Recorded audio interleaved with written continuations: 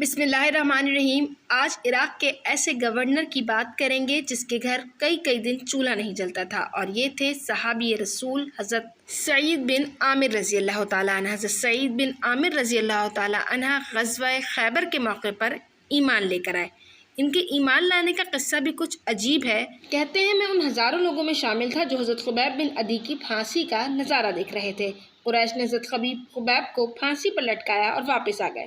زندگی کی مصروفیات نے ان کے ذہنوں سے اس دردناک واقعے کو بھلا دیا، مگر نہ بھلا سکا تو کون؟ جی، وہ حضرت عامر بن سعید رضی اللہ تعالیٰ عنہ تھے۔ وہ کہتے ہیں کہ خبیب میرے دل و دماغ پر ایسے چھائے رہتے کہ میں سو رہا ہوتا تو وہ خواب میں نظر آتے، جاگ رہا ہوتا تو خیالات پر چھائے رہتے۔ مجھے ہر وقت لگا رہتا کہ حضرت خبیب بن عدی رضی اللہ تعالیٰ عنہ ہمارے لیے بد دعا کر رہے ہیں اور یہی بد دعا ہمارا پیچھا کرے گی۔ وہ اس بد دعا سے اس حد تک ڈر گئے کہ انہیں لگتا تھا کہ ابھی بجلی ان کے اوپر آ گرے گی یا آسمان سے کوئی پتھر ان کے اوپر آ کر برسے گا۔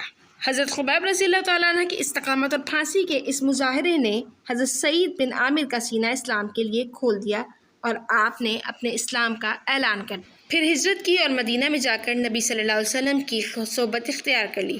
غزوہ خیبر کے بعد غزوات میں شریک ہوئے۔ جب رسول اللہ صلی اللہ علیہ وسلم نے وصال فرمایا تو آپ سعید سے راضی و خوشی تھے۔ رسول اللہ صلی اللہ علیہ وسلم کے بعد دونوں خلفاء جناب ابوبکر اور حضرت عمر رضی اللہ تعالیٰ عنہ بھی حضرت سعید بن عامر کے اخلاص و تقویٰ سے خوب واقف تھے۔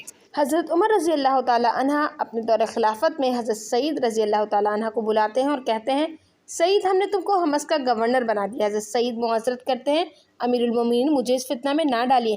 حضرت عمر گرج کر کہتے ہیں اللہ کی قسم میں تمہیں کبھی نہیں چھوڑوں گا۔ کیا خلافت حکومت کا بار تم میری گردن پر ڈالتے ہو پھر مجھے تنہا چھوڑنا چاہتے ہو؟ حضرت سعید اس وقت رک جاتے ہیں۔ حضرت عمر کے کلمات تو تھے ہی روک دینے والے، اور حقیقت بھی یہی تھی کہ جب حضرت سعید بن عامر جیسے لوگ حکومتی مناصب سے بھاگ جائیں تو پھر کون ہو سکتا تھا جو حکمرانی کی ان ذمہ داریوں کا بوجھ اٹھانے میں حضرت عمر فاروق رضی اللہ تعالیٰ عنہ کی معاونت کرتا۔ اس موقع پر حضرت عمر آپ سے کہتے ہیں کہ ہم تمہارا روزینہ مقرر نہ کر دیں؟ آپ جواب دیتے ہیں امیر المومنین میں سے کیا کروں گا، مجھے تو بیت المال سے ملنے والا عطیہ ہی میری ضرورت سے زائد ہے۔ پھر حضرت عمر ان کو کچھ مال دیتے ہیں اور حضرت سعید اپنی زوجہ کے ہمراہ حمص کی جانب محو سفر ہو جاتے ہیں۔ ابھی نئی شادی ہوئی ہے، میاں بیوی کو حمص پہنچ کر رہائش اختیار کیے کچھ عرصہ گزرتا ہے۔ بیوی چاہتی ہیں کہ وہ اس سے کچھ مال خرچ کریں جو حضرت عمر نے انہیں دیا تھا۔ وہ خاوند سے کہتی ہیں کوئی اچھا سا لباس اور کوئی دیگر سامان ضرورت خرید لائیں، باقی کی کچھ رقم محفوظ رکھیں۔ حضرت سعید بیوی سے کہتے ہیں کیا میں تمہیں اس سے بہتر طریقہ نہ بتاؤں؟ وہ یہ کہ ہم ایک ایسے شہر میں ہیں جس کی تجارت بڑی نفع بخش ہوتی ہے، یہاں کی منڈی بڑی گرم رہتی ہے، ہم یہ مال کسی کو دے دیں جو اس سے تجارت کرے اور اسے نشو و نما دے۔ بیوی نے کہا اگر اس تجارت میں گھاٹا پڑ جائے تو؟ حضرت سعید نے کہا میں اس پر ضمانت لے لیتا ہوں۔ بیوی نے کہا پھر ٹھیک ہے۔ نکلے اور سادہ زندگی کی ضروریات کا سامان خریدا اور باقی سارا مال اہل حاجت اور فقراء میں تقسیم کر دیا۔ اس کے بعد کبھی کبھار بیوی پوچھ لیتی اس تجارت کا نفع کب شروع ہوگا؟ حضرت سعید کہتے ہیں کہ بڑی اچھی تجارت ہے، اس کا منافع تو بڑھتا ہی ہے۔ ایک روز بیوی نے پھر یہی سوال کیا۔ حضرت سعید مسکرائے اور پھر اس قدر ہنسے کہ بیوی کو آپ کی بات پر شک گزرا۔ انہوں نے اصرار کیا تو اصل بات بتائی کہ وہ سارا مال تو اسی روز صدقہ کر دیا تھا۔ بیوی یہ سن کر رو پڑیں۔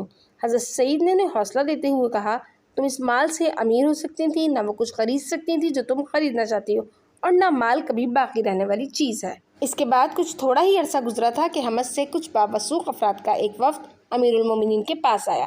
حضرت عمر نے ان سے کہا اپنے فقیر لوگوں کے نام مجھے لکھ کر دو تاکہ میں ان کی ضروریات پوری کر دوں۔ وفد نے فقراء کی فہرست بنا کر امیر المومنین کی خدمت میں پیش کی تو سب سے پہلا نام سعید بن عامر کا تھا۔ حضرت عمر نے پوچھا یہ سعید بن عامر کون ہے؟ لوگوں نے کہا ہمارے امیر یعنی گورنر۔ حضرت عمر نے کہا کیا تمہارا امیر فقیر ہے؟ لوگوں نے کہا جی ہاں، اللہ کی قسم کئی روز گزر جاتے ہیں ان کے گھر چولہا نہیں جلتا۔ یہ سن کر حضرت عمر رضی اللہ تعالیٰ عنہ رو پڑے، آپ کی داڑھی آنسوؤں سے تر ہو گئی۔ آپ نے 1000 دینار لیے، تھیلی میں ڈال کر لوگوں کے حوالے کرتے ہوئے کہا کہ سعید بن عامر کو میرا سلام پہنچانا اور کہنا یہ امیر المومنین نے بھیجا ہے۔ واپس جا کر وفد نے یہ تھیلی جب حضرت سعید بن عامر کی خدمت میں پیش کی، آپ نے دیکھا کہ اس تھیلی میں تو دینار ہے۔ آپ نے اپنے سے دور کیا اور پڑھنے لگے انا للہ و انا الیہ راجعون، گویا کوئی مصیبت آ گئی ہو یا کوئی بڑا سانحہ پیش آ گیا ہو۔ بیوی نے خوف و ہراس کے عالم میں حضرت سعید سے پوچھا کیا امیر المومنین وفات پا گئے؟ آپ نے کہا اس سے بھی بڑا حادثہ پیش آیا ہے۔ کیا مسلمان کسی حادثے میں نقصان سے دو چار ہو گئے؟ بیوی نے دوبارہ پوچھا۔ اس سے بھی بڑا واقعہ پیش آیا ہے۔ بیوی نے پوچھا، اس سے بڑا کیا واقعہ پیش آیا ہے؟ آپ نے فرمایا، دنیا میرے پاس آئی ہے کہ میری آخرت برباد کر دے اور فتنہ میرے گھر گھسا ہے۔ بیوی نے کہا، تو اس سے چھٹکارا پا لیں۔ آپ نے کہا، کیا تم اس معاملے میں میری مدد کرو گی؟ انہوں نے کہا، ہاں کیوں نہیں۔ پھر آپ نے ان دیناروں سے مختلف تھیلیاں بنا کر فقراء اور اہل ضرورت میں بانٹ دیا۔ ایک بار امیر المومنین حضرت عمر رضی اللہ تعالیٰ عنہ حمص کے دورے پر گئے تو اہل حمص کو جمع کر کے پوچھا، تم سعید کے بارے میں کیا کہتے ہو؟ ایک آدمی آگے بڑھا اور شکایت کر ڈالی، لیکن اس شکایت بڑی برکت ثابت ہوئی کہ حضرت سعید کی عظمت کے عجیب و غریب گوشوں سے پردہ ہٹ گیا۔ حضرت عمر شکایتی گروہ سے کہتے ہیں کہ اپنی شکایات کو ایک ایک کر کے بیان کریں، تو گروہ کا نمائندہ کھڑا ہوتا ہے اور کہتا ہے، ہمیں ان سے یہ 4 شکایات ہیں۔ نمبر 1، سورج چڑھ کر اوپر آ جاتا ہے اور یہ تب گھر سے نکلتے ہیں۔ نمبر 2، رات کو انہیں گھر سے بلایا جائے تو جواب نہیں دیتے۔ نمبر 3، مہینے کے 2 دن یہ گھر سے باہر نہیں نکلتے اور نہ ہم ان کو دیکھتے ہیں۔ نمبر 4، ایک شکایت اور ہے، اس میں ان کا قصور نہیں، تاہم ہمیں اس سے تکلیف ہوتی ہے، وہ یہ کہ انہیں وقفے سے بے ہوشی کے دورے پڑتے ہیں۔ آدمی بات مکمل کر کے بیٹھ جاتا ہے۔ حضرت عمر کچھ توقف کرتے ہیں اور اللہ سے راز و نیاز کے انداز میں دعا کرتے ہیں، یا اللہ، میں سعید کو تیرا بہترین بندہ سمجھتا ہوں، یا اللہ ان کے بارے میں تو میرے گمان کو غلط نہ کرنا۔ پھر سعید کو اپنی صفائی کے لیے بلاتے ہیں۔ حضرت سعید گویا ہوتے ہیں، واللہ میں ان اعتراضات کی وضاحت کرنا اور وجہ بتانا پسند نہیں کرتا، لیکن اب بامر مجبوری ایسا کرنا پڑ گیا ہے تو کر دیتا ہوں۔ ان کا کہنا تھا کہ میں باہر نہیں نکلتا حتیٰ کہ سورج اوپر آ جاتا ہے، تو اس کا سبب یہ ہے کہ میرے پاس کوئی خادم نہیں، میں بیوی کی معاونت کے لیے آٹا گوندتا ہوں، اس کے خمیر اٹھنے کا انتظار کرتا ہوں، روٹی پکاتا ہوں، اس کے بعد اشراق کی نماز کے لیے وضو کرتا ہوں، نماز سے فارغ ہو کر باہر آ جاتا ہوں۔ دوسرا اعتراض کا جواب دیتے ہوئے کہتے ہیں کہ میں رات کو کسی کو جواب اس لیے نہیں دیتا کہ دن تو میں نے ان لوگوں کے لیے وقف کر دیا ہے، لیکن رات کا حصہ میں نے اپنے رب کے لیے مخصوص کیا ہے، میں رات میں عبادت کرتا ہوں۔ تیسری بات، ان کا کہنا تھا کہ میں مہینے میں 2 دن باہر نہیں نکلتا، اس کا سبب یہ ہے کہ میرے پاس کوئی خادم نہیں جو مجھے کپڑے دھو کر دے، نہ میرے پاس دوسرے کپڑے ہیں جن کو پہن سکوں اور پہلے والے دھل جائیں، لہٰذا میں اپنے کپڑے دھوتا ہوں، پھر ان کے سوکھنے کا انتظار کرتا ہوں اور دن کے پچھلے پہر پار آ جاتا ہوں۔ لوگوں کی آخری شکایت یہ ہے کہ مجھے کبھی کبھار غشی کے دورے پڑتے ہیں۔ اس کی وضاحت یہ ہے کہ جب مکہ میں خبیب انصاری کو قریش مکہ نے پھانسی دی تھی تو میں وہاں موجود تھا۔ قریش نے ان کے گوشت کے ٹکڑے کر دیے اور ایک شاخ پر لٹکا دیا۔ پوچھتے تھے، کیا تم چاہتے ہو تمہاری جگہ اس وقت محمد صلی اللہ علیہ وسلم اور تمہیں خلاصی مل جائے؟ خبیب جواب دیتے تھے، اللہ کی قسم مجھے یہ بات ہرگز پسند نہیں کہ میں اپنے اہل و عیال کے ساتھ رہوں اور رسول اللہ کو ایک کانٹا بھی چبھ جائے۔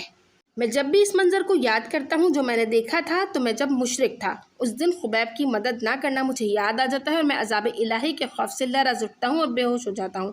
حضرت سعید کے ہونٹوں سے نکلے یہ الفاظ ابھی مکمل نہیں ہوتے، پاکیزہ آنسو بہنا شروع کر دیتے ہیں۔ حضرت عمر بھی اس وقت اپنے آپ پر قابو نہیں رکھ پاتے اور فرتے جذبات میں کہتے ہیں، اے اللہ تیرا شکر ہے کہ تو نے میرے گمان کو غلط نہیں ہونے دیا۔ پھر حضرت سعید سے بغل گیر ہوتے ہیں اور آپ کی چمکتی دمکتی پیشانی کو چوم لیتے ہیں۔ حضرت سعید 20 ہجری کو اپنے رب سے جا ملے۔ اگر آپ کو یہ ویڈیو انفارمیٹیو لگی ہے تو میرے چینل کو لازمی سبسکرائب کیجیے گا، ویڈیو کو لائک شیئر اور کمنٹ کرنا بالکل نہ بھولیے گا۔ اللہ حافظ۔